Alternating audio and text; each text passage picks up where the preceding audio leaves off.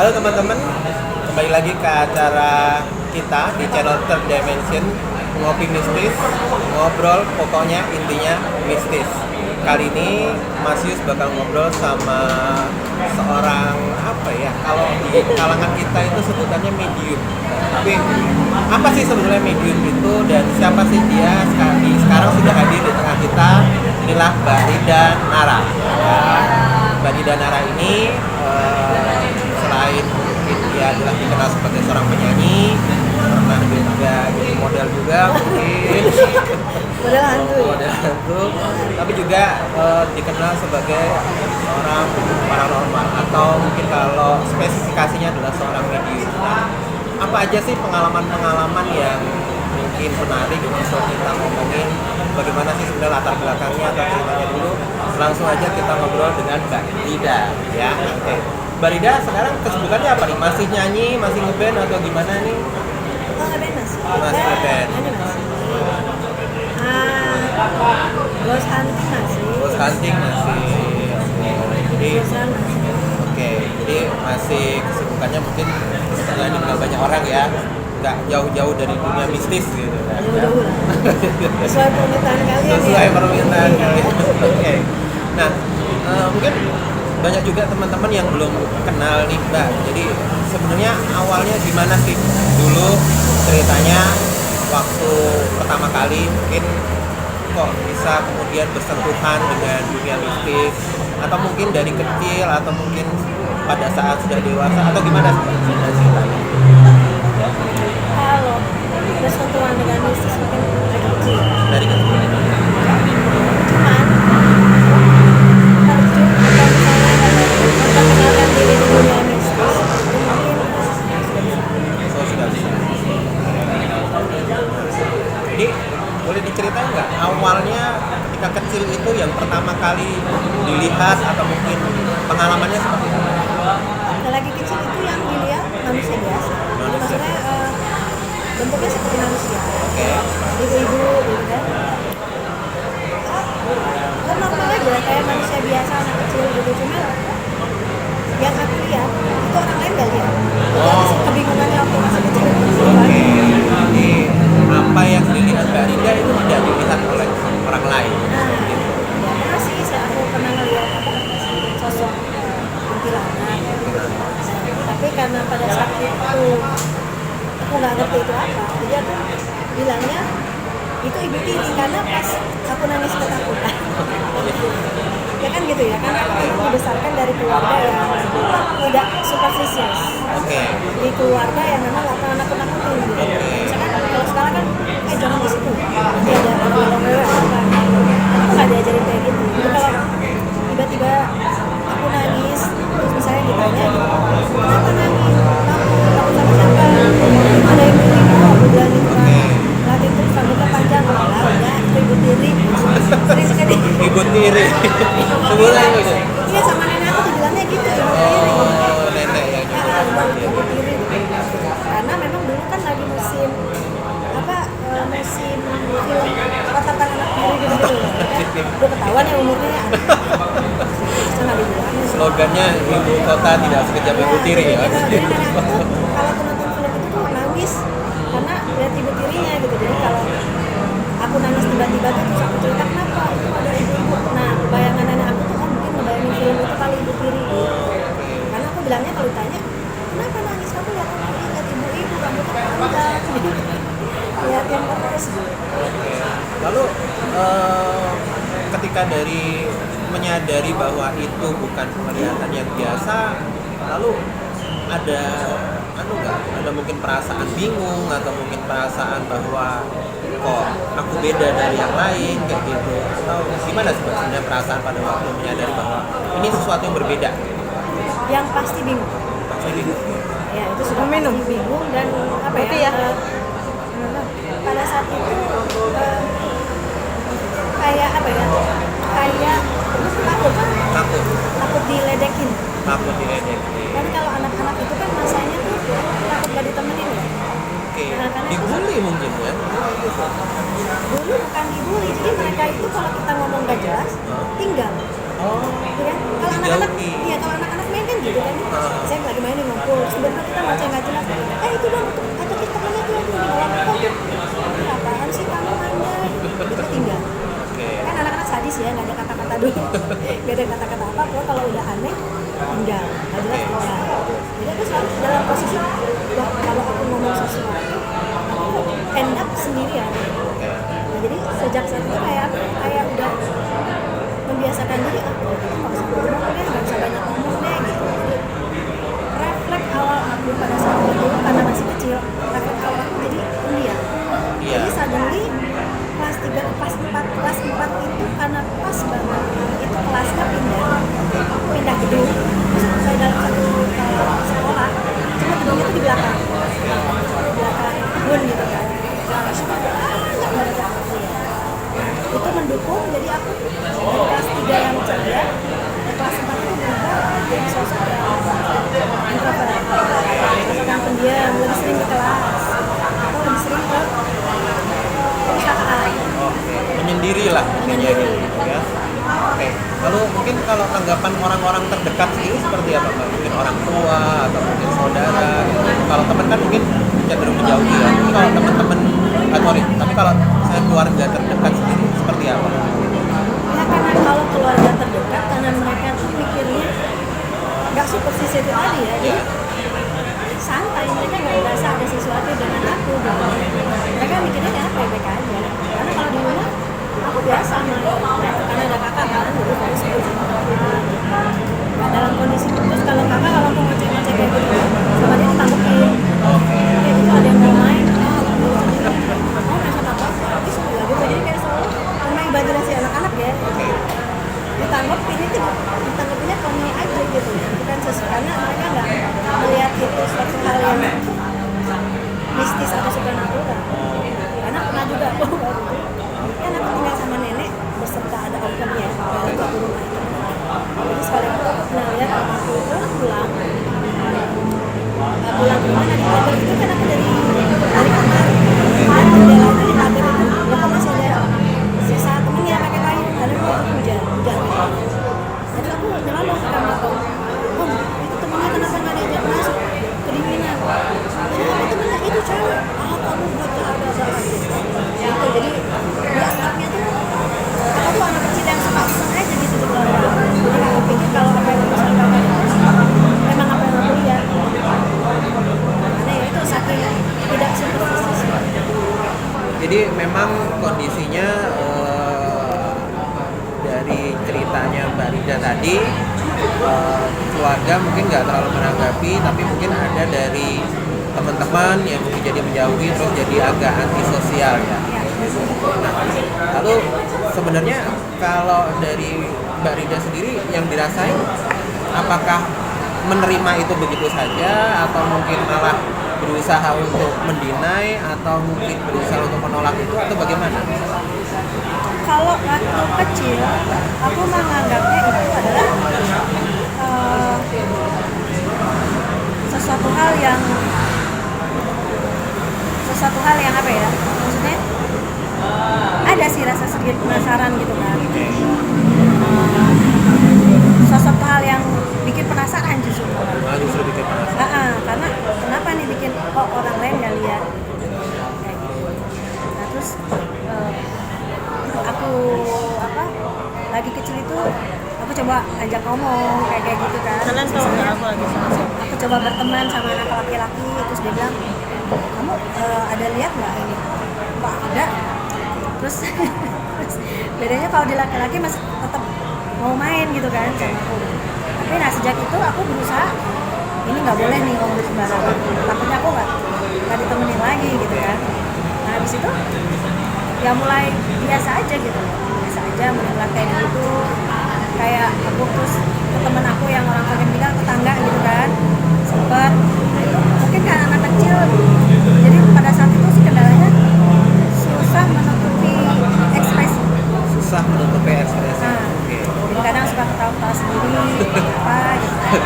Nah barulah sejak itu disampaikan tuh ke tetangga, ke keluarga, ini anak tuh suka ketawa-ketawa sendiri. Loh kenapa? Nah mulai tuh suka nanya-nanya, kamu kenapa suka ketawa-ketawa sendiri? Enggak kok lagi main. Jadi udah mulai ada malu-maluin. Kan dulu lagi kecil tuh jadi malu. Takutannya itu bukan takut sama hantunya, tapi takut jadi malu. Takut karena jadi malunya. Diketawain.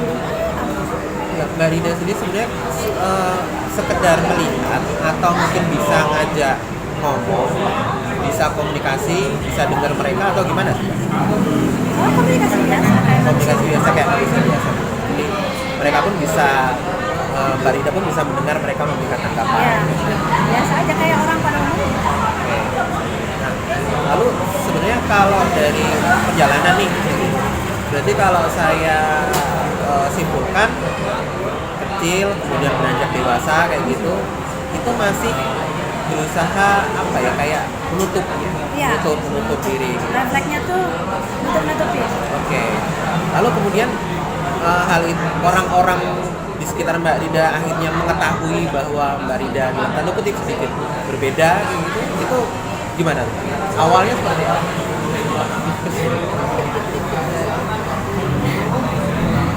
Awalnya ya ini di saat orang bilang aku aneh gitu. Iya, iya.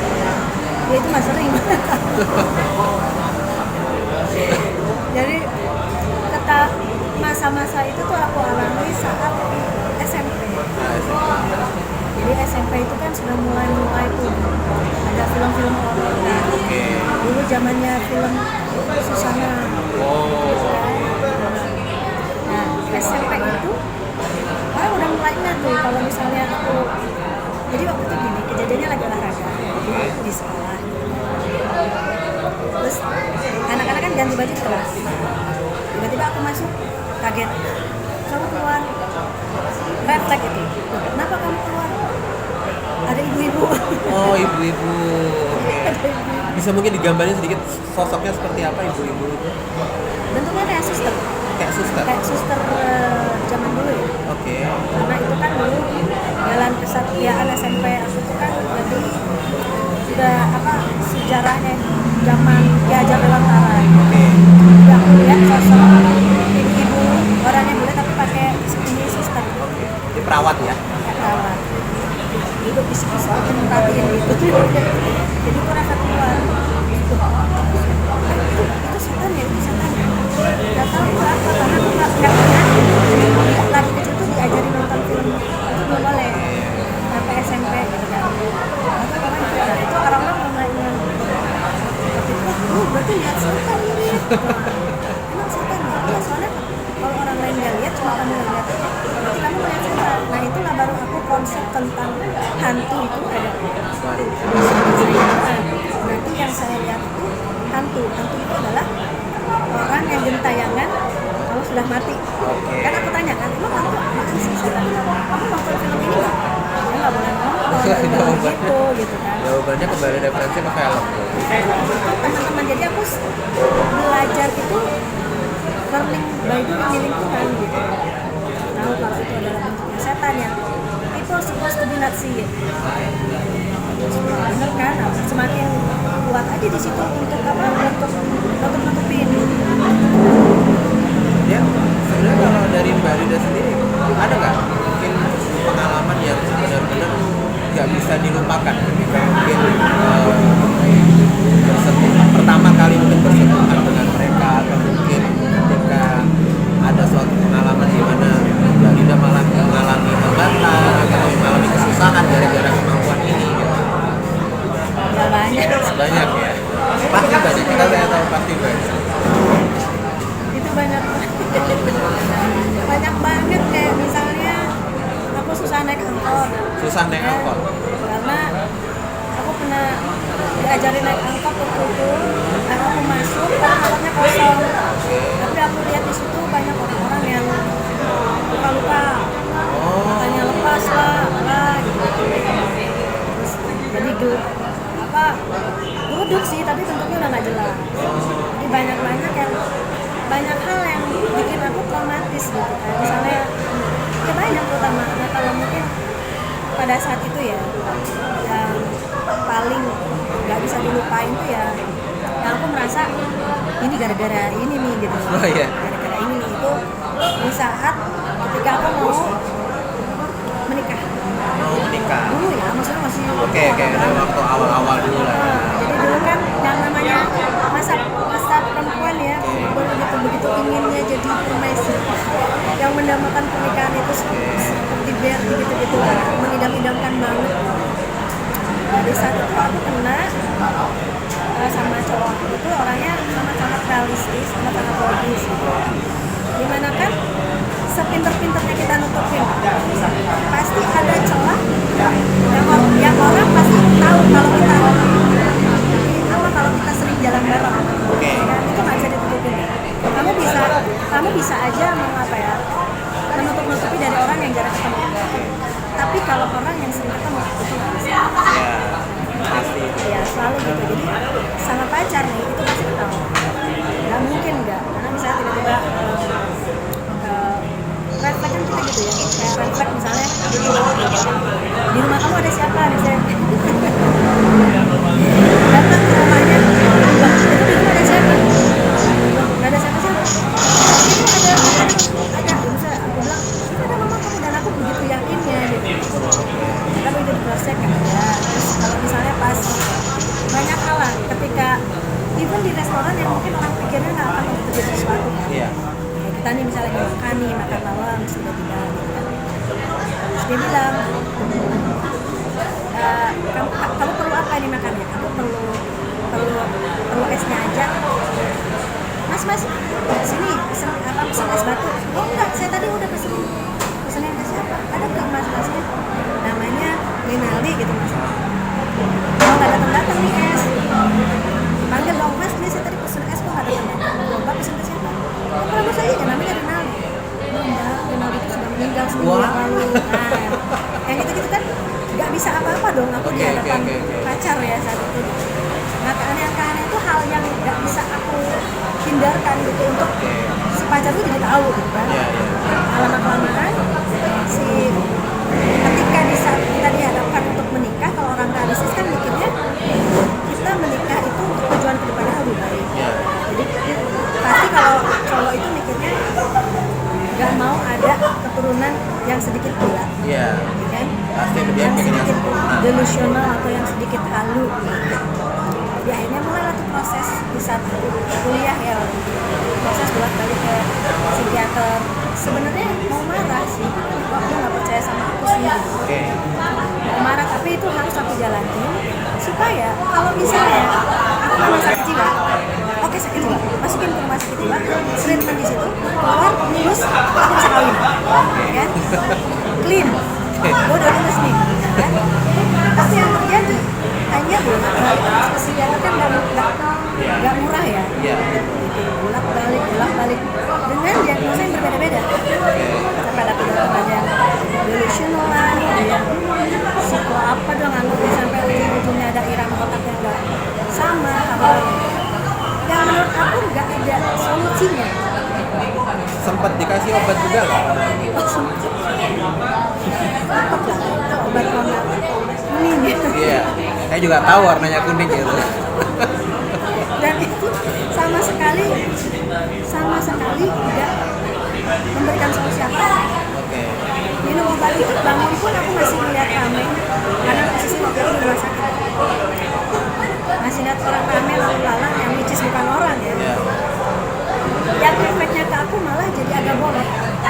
Jadi kalau ngomong aku udah punya nada lambat. Nah, aku ada ide nih mau ngomong satu. Kemarin itu kan tiba-tiba jadi loading gitu. Maksud aku loh, malah nggak menyelesaikan masalah. Gitu. Akhirnya kita semakin banyak berantem, semakin memperuncing perbedaan, semakin menunjukkan sisi jelek masing-masing. Akhirnya kita itu menurut aku titik balik yang sempat aku menyalahkan gara-gara ini nih, gara-gara ginian gitu. Sama sekali nggak membuat aku apa. Jadi saat itu aku pada satu titik nggak ada gunanya sama sekali. Ya, menarik sih pengalaman karena memang satu sisi pasti orang-orang ya mengalami kayak tidak atau mungkin punya kemampuan untuk bisa melihat alam lain itu pasti juga ada cerita-cerita yang kurang lebih mirip Pak, kayak gitu. Yang dikira gila, kena delusi, dikira skizofrenia, atau bahkan mungkin ada yang sampai dengan hari ini tidak bisa hidup normal karena dia pasti menjalani perawatan, kemudian di rumah sakit jiwa kayak gitu kan. Banyaklah hal seperti itu. Nah, kalau dari sekarang pertanyaan selanjutnya begini, sebenarnya ini kan sebuah kemampuan yang unik kan. Nah, kemudian Mbak Rida seiring berjalannya waktu akhirnya punya karir di dunia entertainment, di dunia tari suara kayak gitu. Lalu kemudian kok akhirnya sampai dengan sekarang lebih dikenal sebagai orang paranormal. Nah, itu kok bisa dari penyanyi kemudian ke paranormal itu sendiri, terungkapnya seperti apa?